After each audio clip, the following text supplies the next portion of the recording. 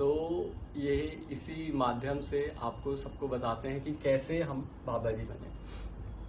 सबसे पहले जब मैं महाराज जी से वृंदावन धाम में मिला तो महाराज जी को पहली बार ही देख के ऐसा आकर्षण हुआ, ऐसा लगा कि क्या दिनचर्या है, क्या सुंदर जीवन है।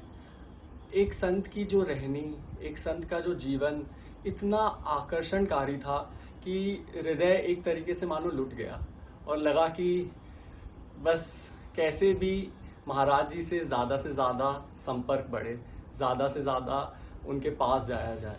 तो उस समय मैं कॉलेज में था और मैं आना महाराज जी के पास शुरू किया और महाराज जी से धीरे धीरे आता रहा, नज़दीकता बढ़ती रही। और महाराज जी का जो स्वभाव था इतना करुणामय, इतना एक तरीके से इतना फ्री, हर बात हम अपने मन की महाराज जी से रख सकते थे। कभी ऐसा लगा ही नहीं कि महाराज जी एक संत होके हमें एक दूरी महसूस हो।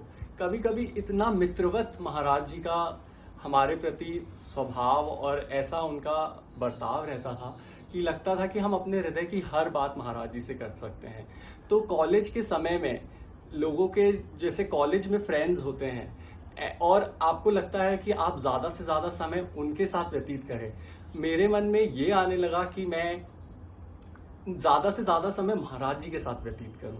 मैं दिल्ली से आर्किटेक्चर कॉलेज में पढ़ाई कर रहा था और दिल्ली से क्योंकि वृंदावन नज़दीक है तो बार बार मेरा ये प्रयास रहता था कि मैं महाराज जी के पास आऊं। और पहली बार ही जो महाराज जी से जब मैं मिला था तो ऐसा आकर्षण हुआ कि लगा कि अब मेरे को आना ही है बार बार।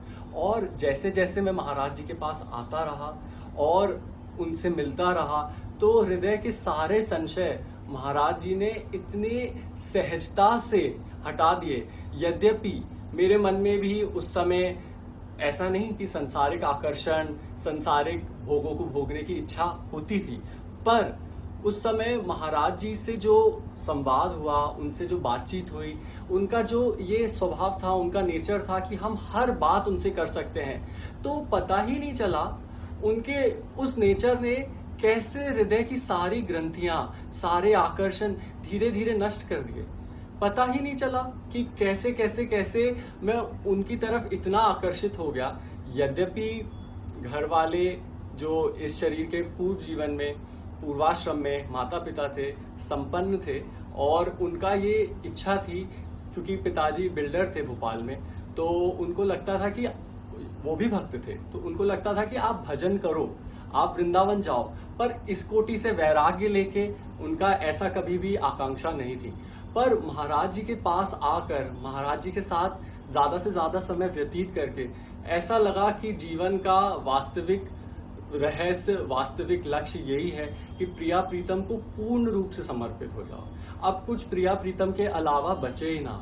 और सबसे इंटरेस्टिंग बात और सबसे अच्छी बात ये रही कि जैसे मेरे हृदय में कोई भी विकार आदि भी आए तो महाराज जी के सामने मैंने जब भी इतना, क्योंकि फ्री महाराज जी ने कर दिया कि उनके सामने जब मैंने अपनी बातें रखी तो उनकी कृपा से वो विकार, अब क्या बोले, यानी ऐसे अब वही संभालते हैं पूरी तरीके से उनका, अब क्या यानी उनका कोई अस्तित्व वही संभालते जा रहे हैं। मैं ज्यादा तो इस विषय में कहूंगा नहीं, पर बहुत गुरु कृपा है, बहुत गुरु कृपा है।